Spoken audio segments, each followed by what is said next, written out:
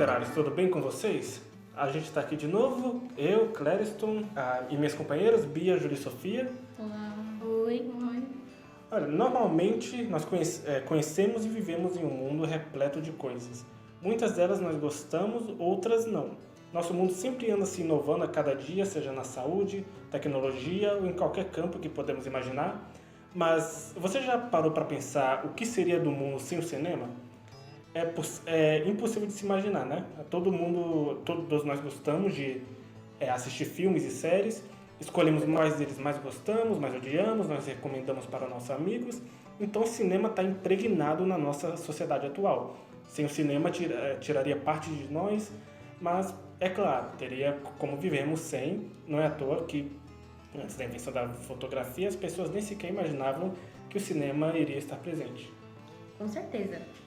E é importante lembrar que as reações fotossensíveis percebidas na Alta Antiguidade do Egito, e especialmente as câmeras escuras, foram uma das invenções que permitiram a criação da fotografia no século XIX, que reproduzia o ambiente com realismo e exatidão da imagem, com nitidez nos contornos, gradação fiel das cores e a verdade nas suas formas. Apesar desse realismo, ela apenas representava objetos estáticos, sem movimento, e era incapaz também de extrair um tempo contínuo dos eventos. Sim, pois é. O que foi papel crucial para ir atrás do movimento, foi a partir de dois inventores que isso foi se tornando possível, Etienne Jules Marly e Edward Muybridge, que criaram a fotografia instantânea, ou cronofotografia. Mas foi Marly que inventou o cronofotógrafo e o fuzil fotográfico, precursores da câmera cinematográfica. E seu experimento almejava um avanço rápido dos movimentos a partir da câmera lenta, com atores reais. E o mais interessante é que esse experimento foi mesmo uma abertura enorme para o surgimento do cinema, pois foi a partir dele que a máquina fotográfica de imagens animadas, o cinematógrafo, foi inventada por Thomas Edison e seu assistente Dickson. O engraçado é que essa fidelidade de imagem e movimento chocava o espectador, como era visto nas exposições de Lumière, representando lugares representativos, o mundo de trabalho e festas rituais. Como, por exemplo, na exposição A Chegada de um Trem à Estação, em que os espectadores ficaram tocados com os efeitos de realidade, tendo até visto as cores da vida, mesmo que estivessem preto e branco. Sim, é muito interessante saber do percurso histórico, mas você, literário, deve estar se perguntando depois dessa discussão o que o cinema tem a ver com literatura. Sendo o foco do nosso canal, é aí que eu digo a vocês que o cinema é sim uma arte e o movimento literário chamado de modernismo teve papel crucial para o surgimento dele. Como nas próprias experiências de Lumière, que podem ser comparadas a pinturas impressionistas, uma vez que havia um trabalho com enquadramento e a busca por efeitos de realidade, bem como uma iconografia da burguesia ascendente em enredos fora das referências pictóricas clássicas. Exatamente. Por estar fora das referências clássicas, é que podemos comparar o cinema com o modernismo, uma vez que no século XX, este rompia com as tradições da época e transformava a maneira de se pensar e de se analisar em uma poesia, ou mesmo obra. Por isso que o modernismo era associado com o conceito de destruição criativa. O artista ele estava inteiramente ligado com esse fluxo e mudança da época, podendo contestar, aceitar ou até tentar dominá-los, mas ele não poderia ignorar. E o mesmo ocorreu com a origem do cinema, que teve forte influência dessas transformações, trazendo ambiguidades, contradições e trouxe até uma grande sensibilidade estética. Muita! Com um imenso fascínio pela técnica, pela velocidade e pelo movimento. Ainda mais que, já que você, Sofia, comentou da relação dessas transformações com o cinema, era uma época em que não só o racionalismo e o capitalismo eram avanços da sociedade, mas também das novas tecnologias, como rádios, telégrafo, as estradas de ferro. Tudo isso propõe um crescimento e transformação, mas também trazia muita angústia. E é incrível também trazer essa relação da sociedade com o cinema, pois a gente sabe que o cinema não apenas transmite uma história, mas também apresenta uma maneira de se contá-la. Por isso que não se pode dizer que o hábito de se ver um filme é apenas uma forma de escapar da realidade. Nem mesmo podemos atribuir gênero e atores como a única parte exclusiva de um filme. Os filmes, ou melhor, o cinema, É muito mais do que isso. É a própria arte da representação e ele possui sua própria linguagem, comunicando uma mensagem de sua própria maneira. Sim, claro. E a gente sabe que toda linguagem busca dizer alguma coisa através de imagens, ou como no nosso repertório como estudantes de letras, através de signos. Simplificando, o que eu quero dizer é que quando falamos, estamos trazendo nossa interioridade, as nossas ideias, trazendo elas para fora, expondo também como interpretamos determinada mensagem. Então, o cinema, com sua linguagem cinematográfica, também é uma forma de representação.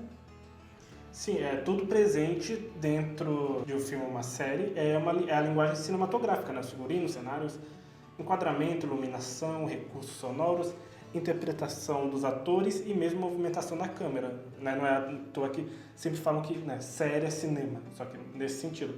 Tudo isso permite que nós, espectadores, interpretemos e compreendemos o filme em suas mais diversas formas. E essa interpretação pode muito bem ser ampliada simplesmente pelo fato da gente comentar do filme para um amigo, um familiar que a gente recomenda. Há uma troca de ideias, isso é muito rico, pois nunca há apenas uma só maneira de entender o que se passa na tela. É muito bom a gente ver o lado do outro e acrescentar essa nova ideia. Nossa, sim. E eu adoro trocar ideias com os meus amigos. É muito enriquecedor.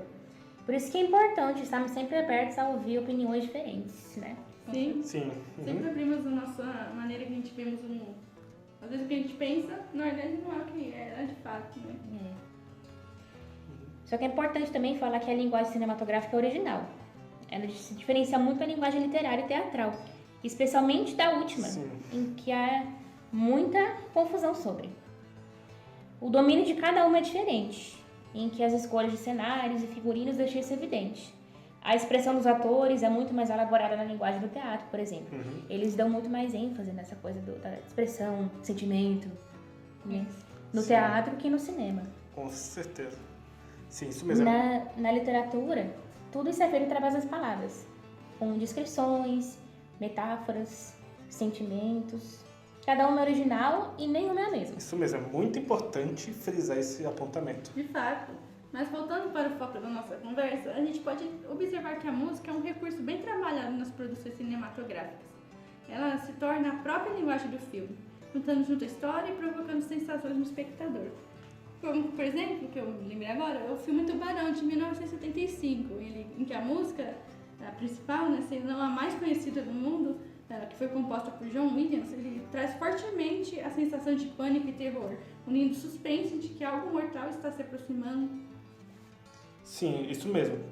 Mesmo se escutarmos essa música fora do filme, a gente ainda sente medo, né? O medo ainda é presente, não é à toa que é usado em filmes, séries, paródias, mostrando como a composição foi perfeitamente elaborada e atingiu um objetivo principal, quase nível cultural, todo mundo conhece a música, até quem nunca viu um filme. Já que a gente está falando de linguagem, é importante a gente trazer vários para ficar mais claro, né? Então, bom, outro filme que a gente pode comentar, recente, é a música que é o Oppenheimer, né? O ganhador do Oscar, em que o som traz uma certa ansiedade do espectador e se assemelha com os átomos se mexendo, então estão prestes a colidir, né? Aquela coisa como se algo estivesse prestes a detonar. Mostrando que a ideia de fissão nuclear que é o princípio base da bomba nuclear. Justamente pelo filme contar os passos da sua criação e seu teste e tudo mais, né? Tudo então se encaixou. Sim, sim. Outro filme também, que é do Oscar, que eu acho que a música dá uma sensação esperada, é o Pobres Criaturas, que, assim, as músicas servem para criar esse clima de estranhamento perante os experimentos e criaturas que estão presentes na casa do Dr. Godwin Baxter, incluindo a jovem Bella Baxter, que foi trazida de volta à vida, tal como ocorre na obra Frankenstein, de Mary Shelley. Por exemplo, a música Bella, ela traz um ar de suspense e mistério, e também um ar meio infantil, já que os acordes vão de um tom ao outro, desafinando no começo, depois vão se afinando. Para deixar isso mais claro, esses acordes eles parecem que não possuem sonoridade como esperado, são apenas uma mistura de notas diversas que não combinam.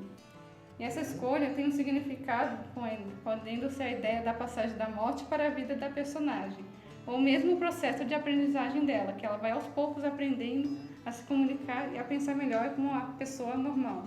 E parece um filme bem esquisito mesmo, né? E é só ver a cena de dança que já tem como ter essa noção. Mas é importante trazer, né, que a ausência da música também ajuda nas interpretações da narrativa de um filme.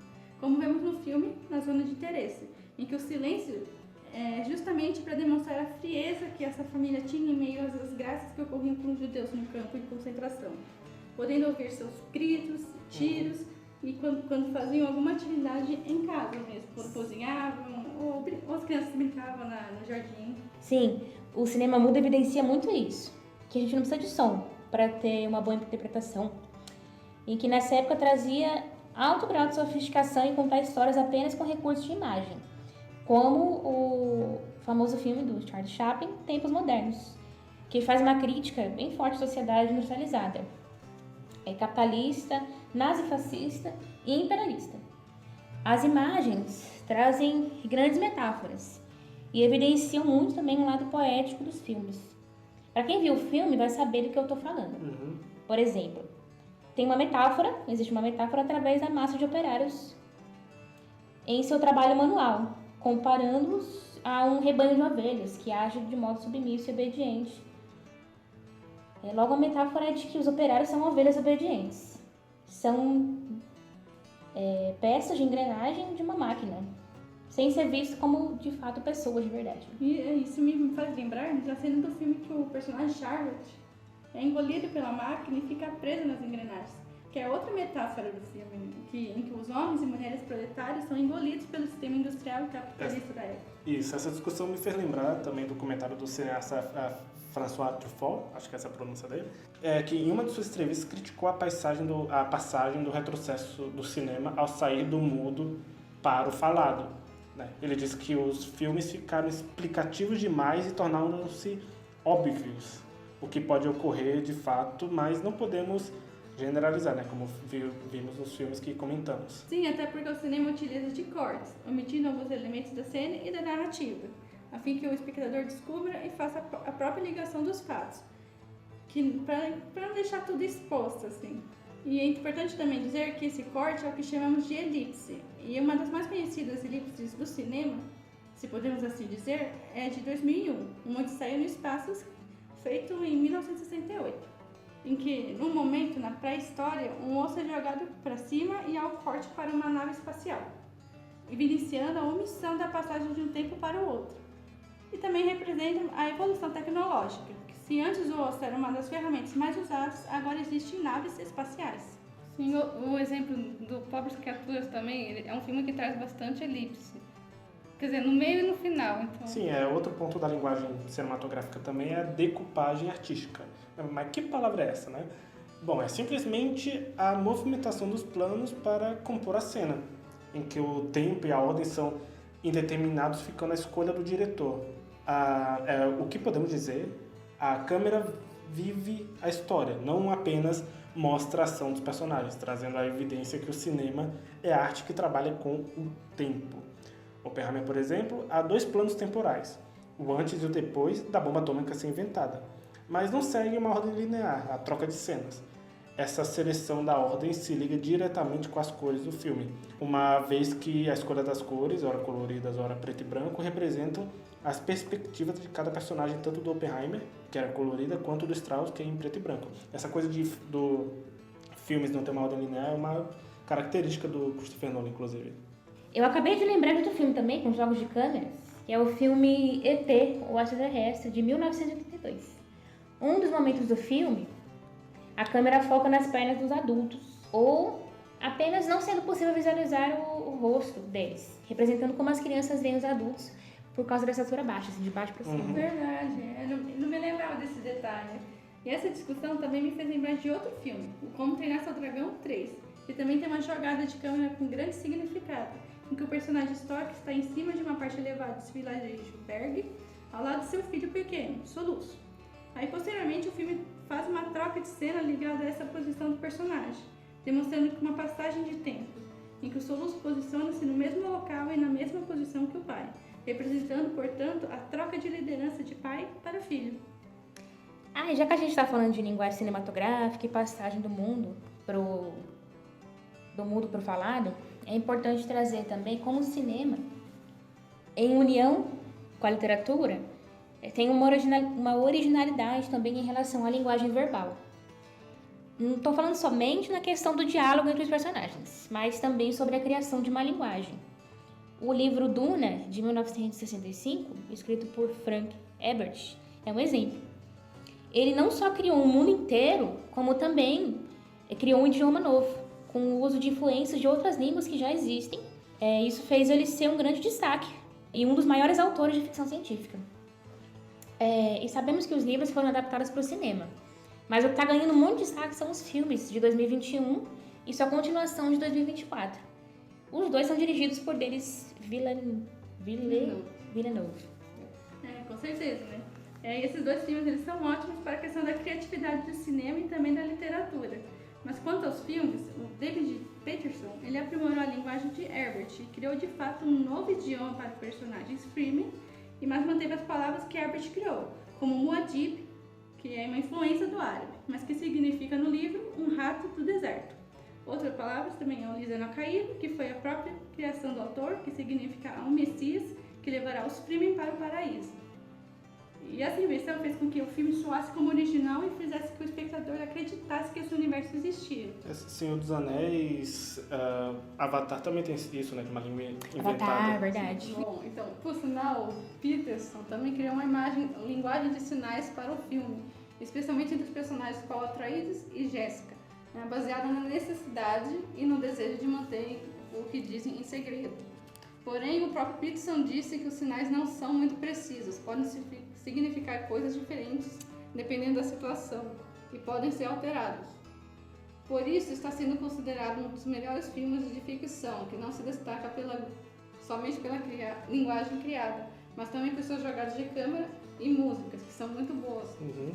Sim, é bem importante dizer que essa linguagem cinematográfica, a própria arte de expressão e representação através de inúmeros recursos, não está somente no cinema, né? Como podemos ver isso até em jogos de videogame, como em Red Dead Redemption, tanto 1 quanto 2, The Last of Us, dentre muitos outros. Eu consigo lembrar de Detroit Become Human, que é um exemplo bem famoso, The Last of Us, The Walking Dead, e até mesmo em um jogo que tem a sua fama meio polêmica, que é GTA V, que o modo história do jogo, por ser uma paródia de filmes famosos de Hollywood, tem muitas câmeras que fazem homenagem a famosos filmes de diretores.